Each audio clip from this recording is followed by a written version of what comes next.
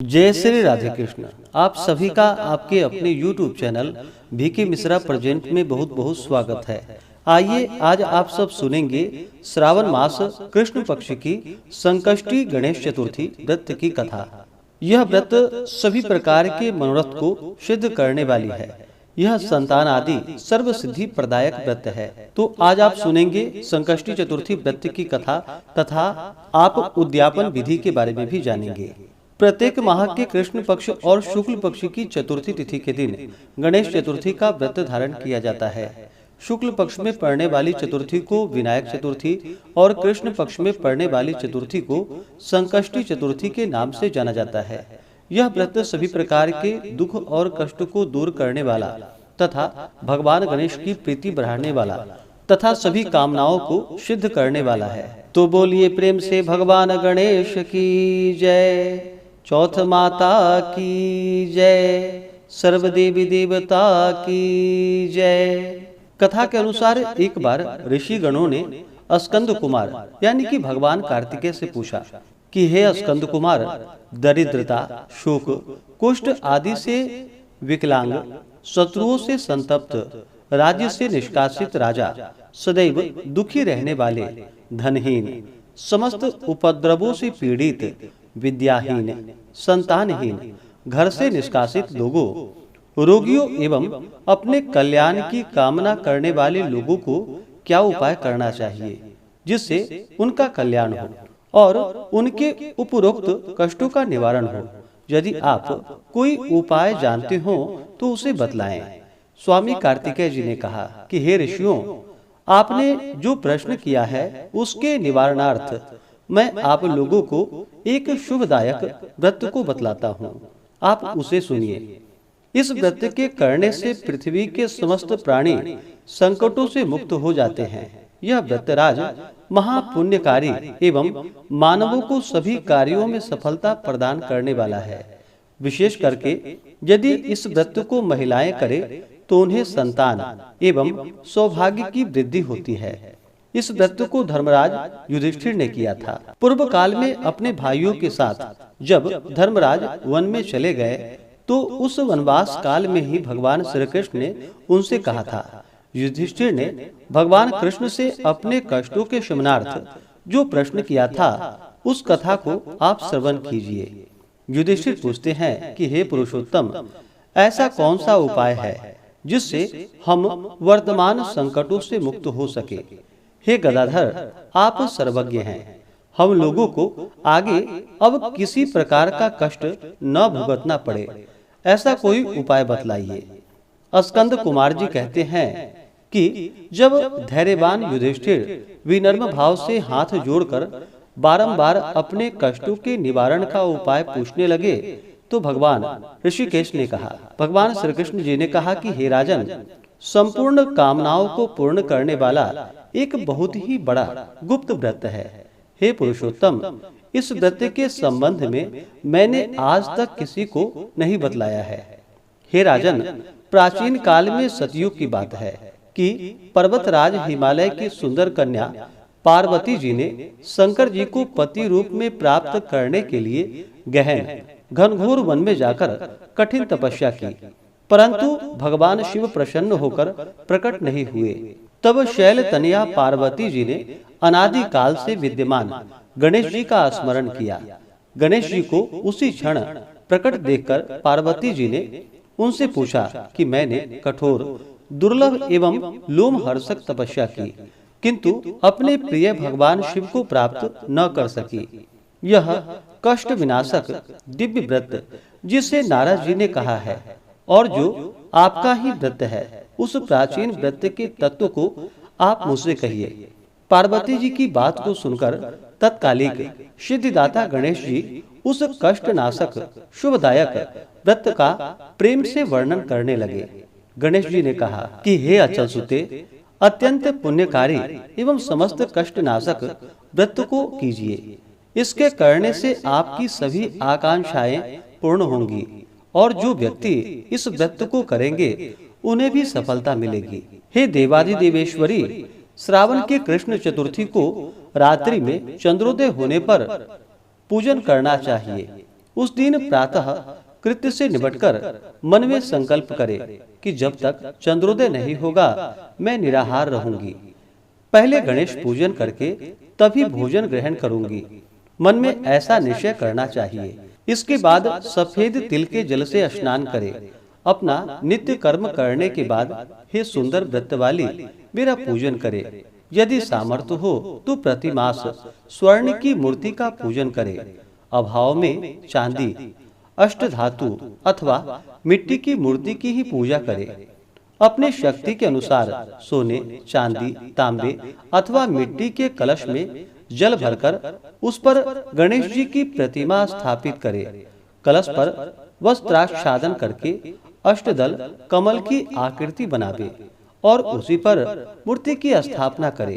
तत्पश्चात षोडशोपचार विधि से भक्ति पूर्वक पूजन करे।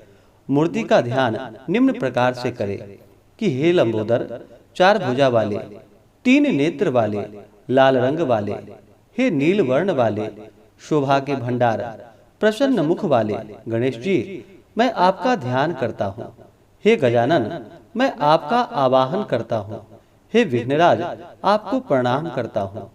यह आसन है। हे लंबोदर, यह आपके लिए पाद्य है। हे शंकर सुवन, यह आपके लिए अर्घ्य है। हे उमापुत्र, यह आपके स्नानार्थ जल है। हे वक्रतुंड, यह आपके लिए आचमनीय जल है।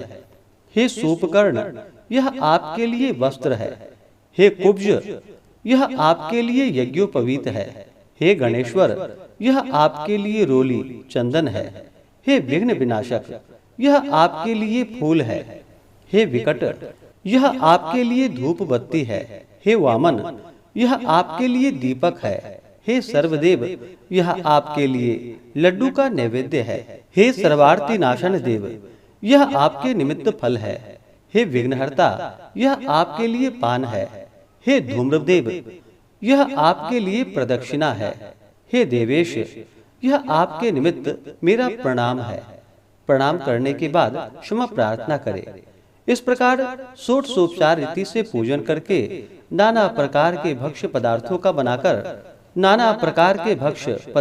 बनाकर भगवान को भोग लगावे। हे देवी, शुद्ध देसी घी में 15 लड्डू बनावे। सर्वप्रथम भगवान को लड्डू अर्पित करके उसमें से 5 लड्डू ब्राह्मण को दे दे। अपने सामर्थ्य के अनुसार दक्षिणा देकर चंद्रोदय होने पर भक्ति भाव से अर्घ्य देवे। तदंतर 5 लड्डू का स्वयं भोजन करे। फिर हे देवी, इस प्रकार से चतुर्थी की प्रार्थना करनी चाहिए कि हे देवी, तुम सब तिथियों में सर्वोत्तम हो, गणेश जी की परम प्रियतमा हो। हे चतुर्थी, हमारे द्वारा प्रदत्त अर्घ्य को ग्रहण करो, तुम्हें प्रणाम है। निम्न प्रकार से चंद्रमा को अर्घ्य प्रदान करे। क्षीर सागर से उत्पन्न हे लक्ष्मी के भाई, हे निशाकर, रोहिणी सहित हे शशि, मेरे दिए हुए अर्घ्य को ग्रहण कीजिए। गणेश जी को इस प्रकार प्रणाम करें कि हे लंबोदर, आप संपूर्ण इच्छाओं को पूर्ण करने वाले हैं, आपको प्रणाम है। हे समस्त विघ्नों के नाशक, आप मेरे अभिलाषाओं को पूर्ण करें। तत्पश्चात ब्राह्मण की प्रार्थना करें। हे द्विजराज, आपको नमस्कार है। आप साक्षात देव स्वरूप हैं। गणेश जी की प्रसन्नता के लिए हम आपको लड्डू समर्पण कर रहे हैं। आप हम दोनों का उद्धार करने के लिए दक्षिणा सहित इन 5 लड्डुओं को स्वीकार करें। हम आपको प्रणाम करते हैं। इसके बाद ब्राह्मण भोजन कराकर गणेश जी से प्रार्थना करें। यदि इन सब कार्यों के करने की शक्ति ना हो तो अपने भाई बंधुओं के साथ दही एवं पूजन में निवेदित पदार्थों का भोजन करे। प्रार्थना करके प्रतिमा का विसर्जन करे और अपने गुरु को अन्न, वस्त्र आदि एवं दक्षिणा के साथ मूर्ति देवे। इस प्रकार से विसर्जन करे। हे देवों में श्रेष्ठ गणेश जी, आप अपने स्थान को प्रस्थान कीजिए एवं इस व्रत पूजा के फल को दीजिए। हे सुमुखी, इस प्रकार जीवन भर गणेश चतुर्थी का व्रत करना चाहिए। यदि जन्म भर न हो सके तो 21 वर्ष तक करे। यदि इतना करना भी संभव ना हो तो 1 वर्ष तक 12 महीने के व्रत को करे। यदि इतना भी न कर सके तो वर्ष के 1 मास का अवश्य ही व्रत को करे और श्रावण कृष्ण चतुर्थी को व्रत का उद्यापन करे। उद्यापन विधि। सर्वप्रथम सर्वशास्त्रवेत्ता गणपति पूजक आचार्य का वरण करे, यानी कि उन्हें वस्त्र प्रदान करे। उनकी आज्ञा के अनुसार शास्त्रोक्त रीति से पूजन करे। अपनी शक्ति के अनुसार 1008 या 108 अथवा 28 या फिर 8 लड्डू से गणपति का हवन करे। केले के खंभे एवं तोरण आदि से ऊंचा मंडप बनावे। नृत्य गीत वाद्यादि से उत्सव करावे। भक्ति युक्त हो गुरु की पूजा करे। अपनी शक्ति के अनुसार सपत्नीक यानी कि पति और पत्नी दोनों आचार्य को स्वर्ण, गौ, वस्त्र, आभूषण, छत्र, जूता, कमंडलू, भूमि आदि दान करे। हे देवी, गणेश जी की प्रसन्नता के निमित्त आचार्य का पूजन करके उन्हें संतुष्ट करे। इस प्रकार व्रत करने से मैं प्रसन्न होता हूँ। इसमें तनिक भी संदेह नहीं है। जो लोग मेरी पूजा भक्ति भाव से करते हैं उनकी अभिलाषाएं मैं पूर्ण कर देता हूँ। श्री कृष्ण जी कहते हैं कि हे युधिष्ठिर, प्राचीन काल में स्वयं गणेश जी ने पार्वती जी से कहा था और पार्वती जी ने उसी भांति आराधना की थी जिससे उन्हें सफलता प्राप्त हुई। इसी व्रत के करने से पतिव्रता पार्वती का विवाह भगवान शिव जी से हुआ, जिनके साथ आज तक पार्वती जी गणेश जी की कृपा से विहार करती हैं। अतः हे महाराज युधिष्ठिर, आप भी इस संकट नाशक व्रत को करें। यह संकटा नाम की चतुर्थी बड़ी शुभकारी है। स्कंद कुमार जी कहते हैं कि श्री कृष्ण जी के मुख से इस प्रकार संकट नाशक चतुर्थी व्रत सुनकर हे महर्षि, पूर्व काल में राज्य प्राप्ति की कामना से युधिष्ठिर ने इस व्रत को किया। इस व्रत के प्रभाव से उन्होंने संपूर्ण शत्रुओं का विनाश करके राज्य को प्राप्त किया। इस व्रत के करने से चारों पुरुषार्थ धर्म, अर्थ, काम और मोक्ष सुलभ हो जाते हैं। मनुष्य की आकांक्षाएं पूर्ण होती है और बड़े बड़े शासकों, पदाधिकारियों तक को अपने वश में कर लेते हैं। मनुष्य पर किसी प्रकार का संकट आने पर इस व्रत को करने से मनुष्य संकट मुक्त हो जाता है।